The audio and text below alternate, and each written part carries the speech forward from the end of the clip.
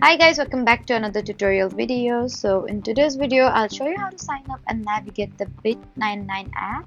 So if you're new to Bet99 and want to create an account and learn where everything is, just follow along. First, download the Bet99 app from the App Store, then open the app. Next, tap on sign up or create. Enter your required details such as your email, phone number, and account information. After that, create your password and complete the registration process. And once your account is created, you may need to verify your account by the following instruction provided by Bet99. Now, after logging in, you can explore the main sections of the app. Use the sports section to browse available sports and events.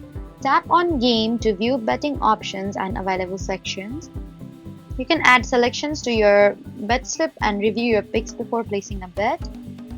To check your bets, you need to go to your account section and open your bet history or transaction area. You can also access account settings, promotions, and other features from the app menu.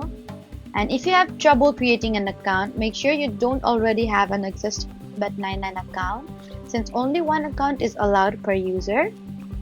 So that's how you sign up and navigate the Bet99 app. Don't forget to like, comment, and subscribe for more helpful tutorials. Thank you for watching.